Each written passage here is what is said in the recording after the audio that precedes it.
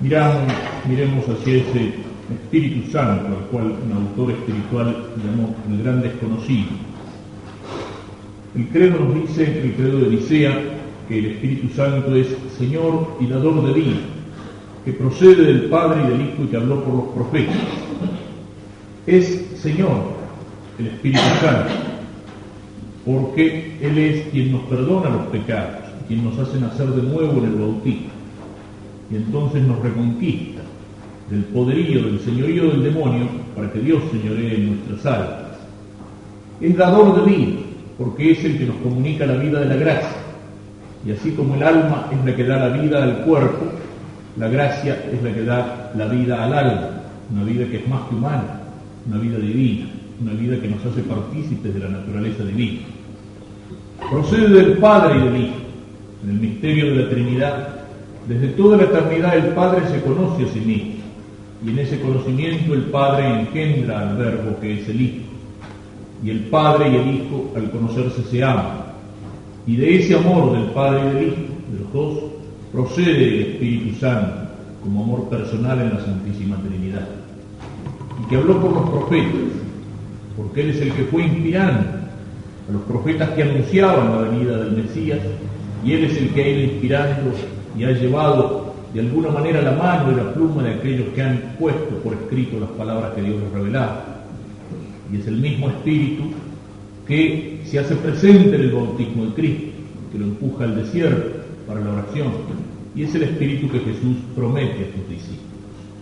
Cerramos con esta Pentecostés el ciclo de la Pascua. Dios, que en Navidad se hace hombre, que el Viernes Santo muere en la cruz y resucita, ha vuelto al cielo en la ascensión. Pero, como decíamos, vuelve al cielo, pero no para dejarnos solos aquí en la tierra. Deja a su iglesia como signo visible de su presencia, como encargada de continuar su obra, de continuar su misión de enseñar la verdad en la palabra y su misión de santificar a los hombres con los sacramentos.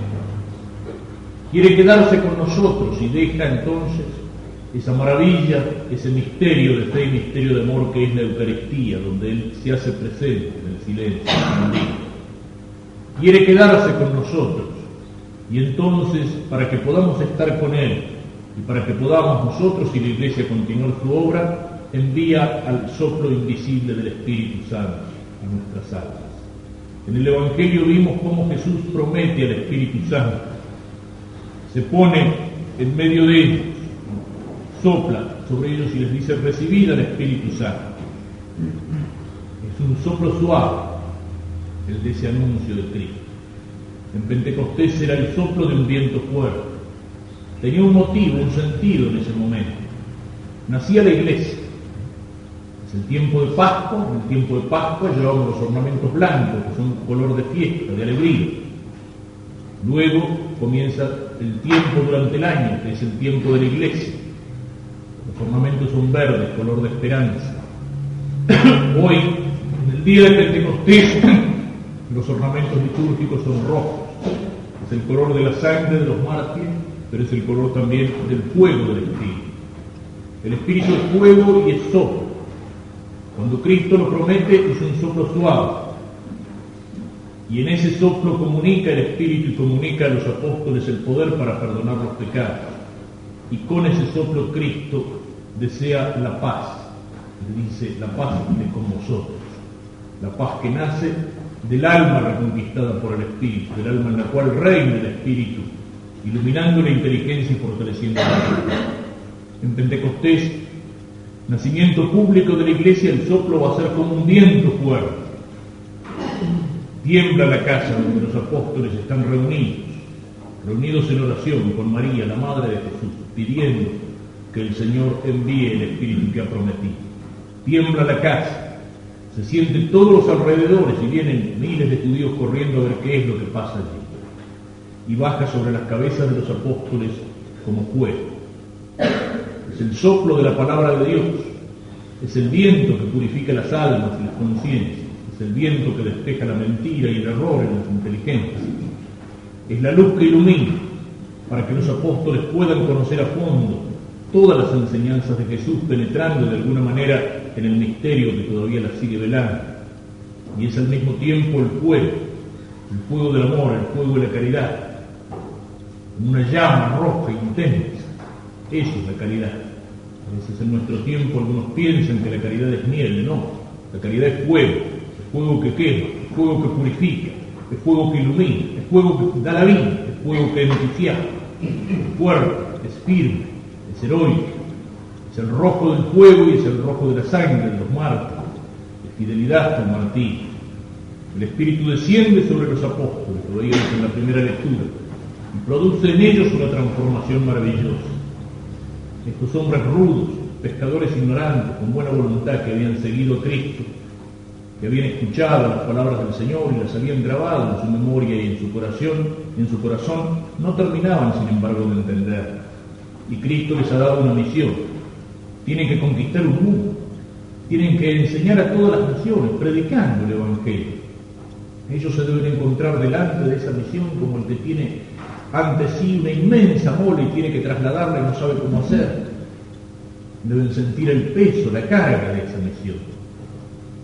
El Espíritu los transforma por adentro y esos pescadores ignorantes van a ser luz del mundo, van a ser los maestros que van a iluminar con la luz de Cristo a las naciones paganas que estaban en la oscuridad.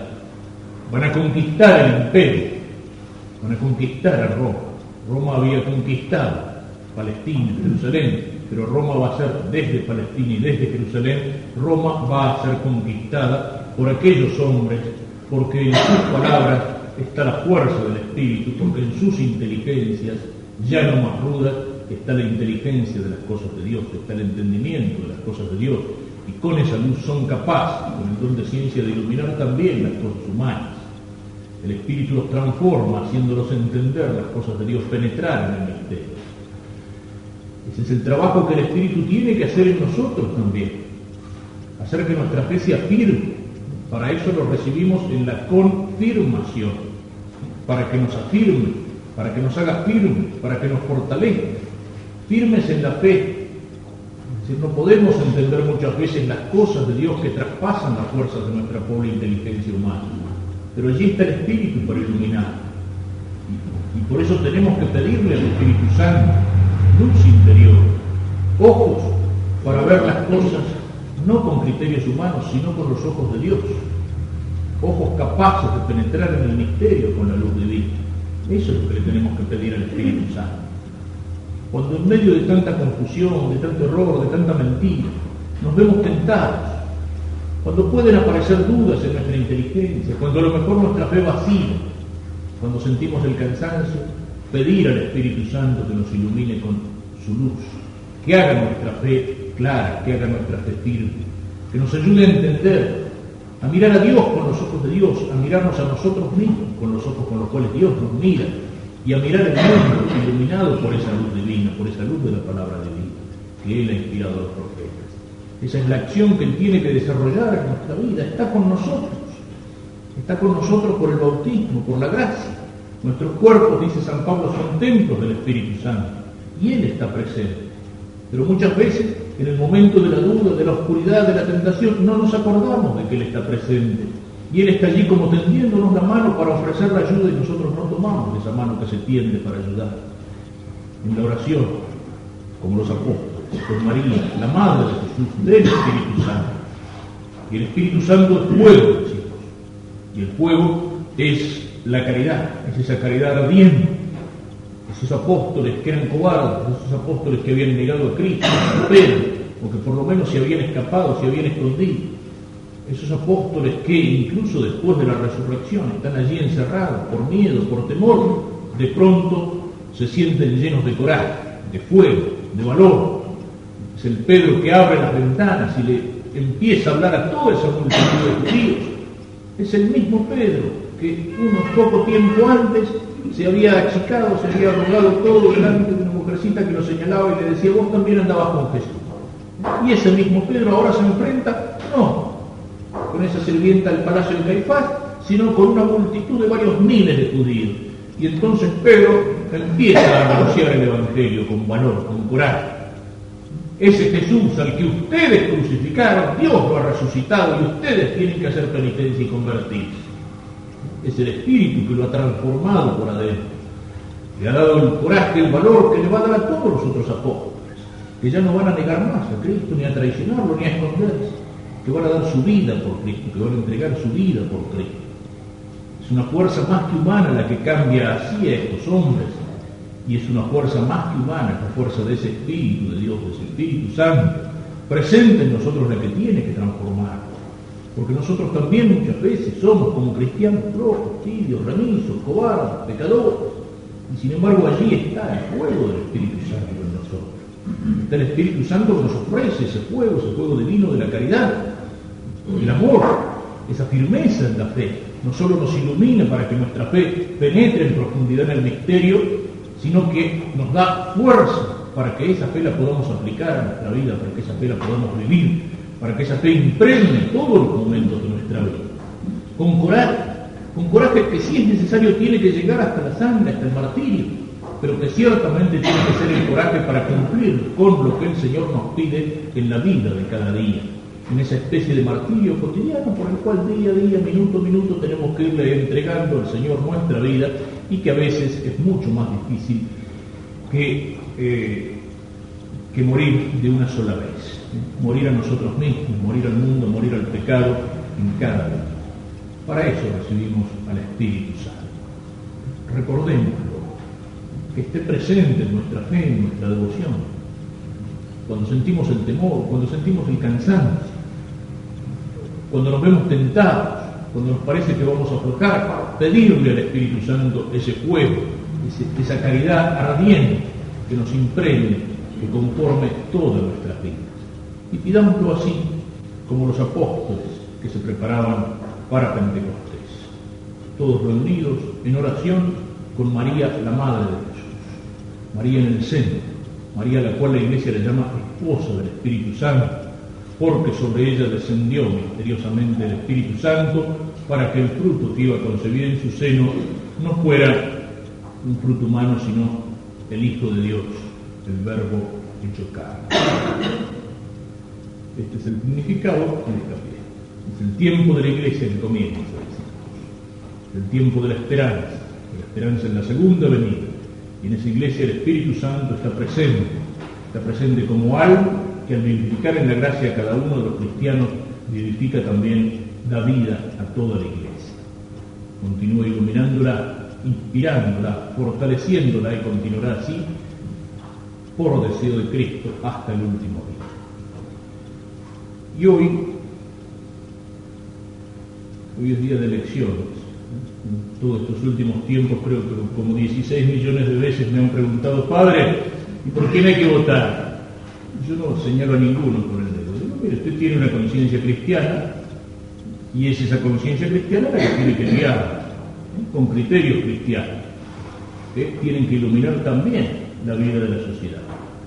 Entonces, elija el que le parezca mejor con esos criterios, o al menos malo. Y si le parece que no hay ninguno que sea menos malo, y bueno, entonces no vote ninguno.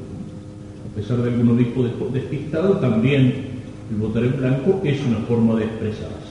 Una forma de expresar, aunque no sea el descontento o el rechazo de lo que pueda haber. Eso está en la conciencia cristiana de cada uno. Yo no señalo a ninguno, el Espíritu Santo tampoco lo hace. Uno me decía: le voy a pedir al Espíritu Santo que me ilumine. Le digo: mire, el Espíritu Santo está por sacar un comunicado en los diarios diciendo: no me metan en líos. El que coincida en las elecciones con el día de Pentecostés, yo no tengo nada que ver con eso. Pero eso sí, y menos, sin embargo, hay algunas cosas que quisiera señalar porque trascienden un poco esto. No sé, yo recuerdo muchas campañas electorales. En general las campañas electorales no son un derroche de sabiduría, de prudencia, de serenidad, de todas esas cosas. Pero recuerdo muy pocas que hayan tenido un nivel, digamos, tan bajo como este, donde se haya usado de tal manera el rencor, el ataque personal, el ensuciar a las personas, los recursos bajos, un recurso de jugador tramposo, con cartas o de tipo que pega golpes bajos. No recuerdo ninguna en la que se haya utilizado con tanta intensidad. Eso quiere decir que hay algo que no anda entre nosotros, ¿no? Y hay otra cosa que quisiera señalar. Si no señalaron candidatos, dirían los curas se están metiendo en política. Pero lo que pasa es que a veces la política se mete con las cosas de Dios. Se mete con las cosas de Dios. Cuando nos canonizan lo que es una forma de gobierno, por ejemplo.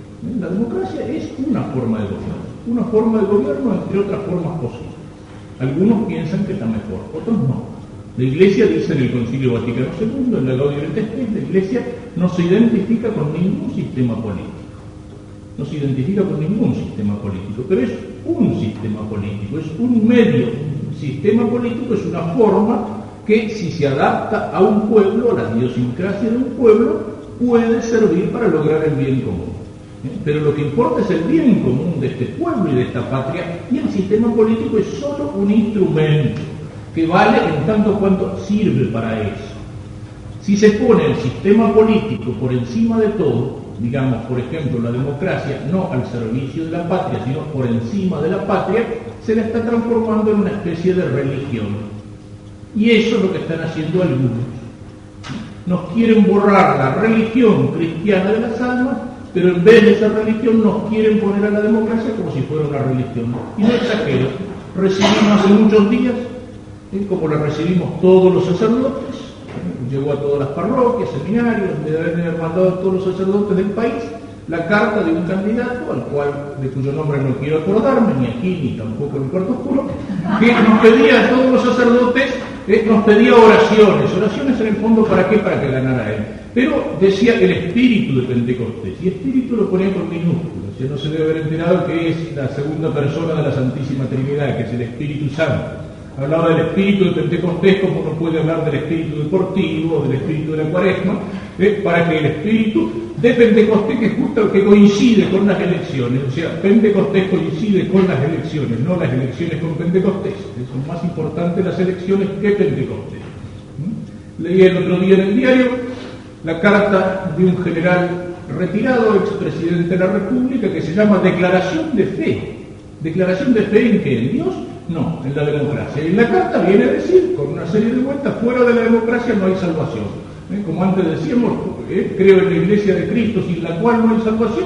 Ahora no, la religión es la democracia y fuera de la democracia no hay salvación. Hasta el mismo Dios tiene que ser democrático, porque decía en esa carta que sin la libertad y la democracia no se entiende ni la historia del cristianismo ni se entiende la creación. Es decir, que Dios le debe haber preguntado a Adán y Eva, ¿quieren que los crea? Levanten la mano. Si votan por mayoría los voy a crear. Y también son cosas sueltas, pero que son significativas. Algún acto de proclamación de algún candidato, la gente cantaba, olele, olala, el único maestro se llama fulano de tal. El único maestro se llama fulano de tal. Yo creo que algo de eso hay en el Evangelio. Del único maestro, pero no, que yo me acuerdo, no se refería a ningún candidato a la presidencia de la República Argentina, creo que se refería a Cristo. Entonces, por eso decía que a veces, si hablamos de estas cosas, hay gente que se enoja y dice, el cura se mete en política, pero claro, la política se mete con las cosas de Dios, se mete con las cosas de Dios, y entonces a veces uno tiene que tocar estos temas, cuando en lugar de Cristo nos quieren poner otras cosas, cuando en lugar de la fe en Dios, de la fe sobrenatural, trascendente, nos quieren poner la fe en un partido, en una forma, en un sistema de gobierno que en el mejor de los casos son cosas humanas. Y una última cosa, no nos hagamos ilusiones. Gane quien gane, no nos hagamos ilusiones. Nadie tiene la varita mágica. Nadie va a cambiar las cosas porque cambie la persona que está sentada en el famoso sillón de don Rivadavia. Las cosas son muy...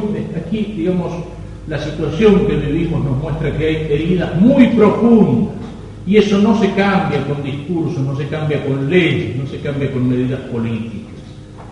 Aquí lo que está podrido y lo que está herido es el corazón del hombre, es el corazón del hombre, eso es lo que está profundamente herido entre nosotros los argentinos, eso es lo que está herido, el desborde de las pasiones, el desborde de la inmoralidad, de la delincuencia, de la pornografía, de la falta de honestidad, de la mentira.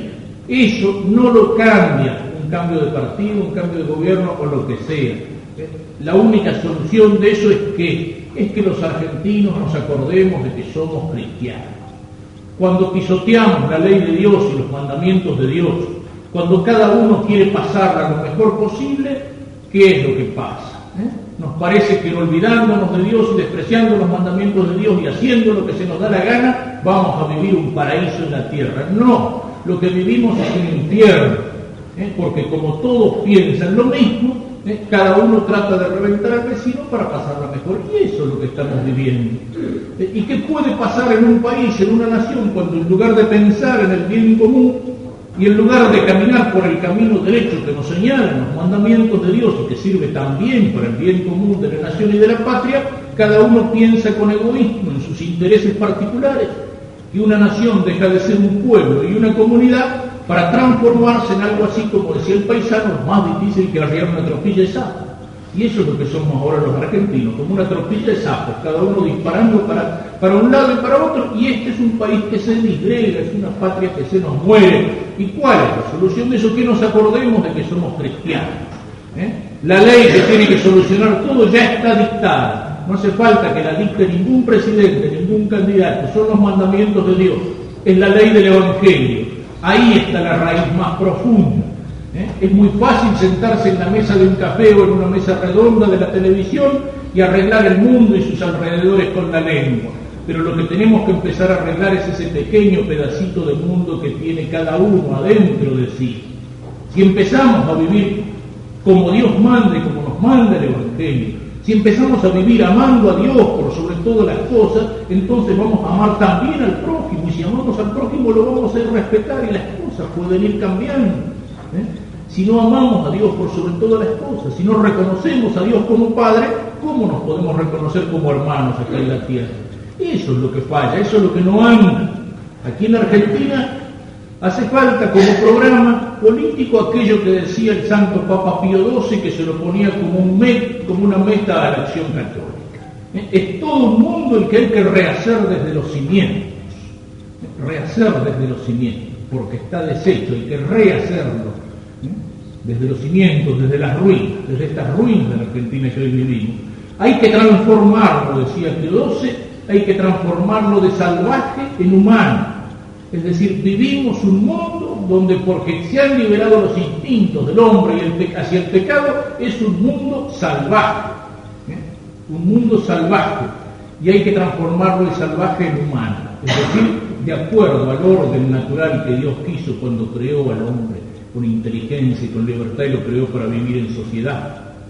Y de humano en divino, es decir, conforme al corazón de Dios. Para eso tenemos que trabajar. Y eso no es el trabajo que se da en un solo día con la varita mágica de meter el papelito dentro de la urna, sino que eso es el trabajo de nuestra vida, de nuestro compromiso y de nuestra responsabilidad de todos los días y a lo largo de mucho tiempo. Si somos capaces de reencontrar a Dios y de hacer que los demás lo reencuentren, entonces podremos un día reencontrarnos como argentinos. ¿Es difícil? Claro que es difícil. Y bueno, eso es lo que tenemos que pedirle al Señor. No que gane este o que gane no, sino que la Argentina sea lo que Dios quiso, lo que Dios quiso que fuera. Y pedírselo por medio de esa Madre que es la Santísima Virgen, y que si hoy se hace presente en la tierra de nuestra patria, si hoy la Virgen se hace presente en San Nicolás, como estuvo antes presente en Luján, o en el Valle, o en tantos otros lugares de nuestra tierra, y la Virgen nos transmite un mensaje que es el mismo de Fátima, que es oración, penitencia, conversión, es porque ella está preocupada por esta tierra que la tiene como su madre, está preocupada por esta patria que tiene en su bandera los colores de su manto de Virgen Inmaculada. Pidámosle a la Santísima Virgen, pidámosle al Señor así que nos ilumine, pidámosle que nos inspire, recemos también especialmente en este día por la patria y por la Iglesia.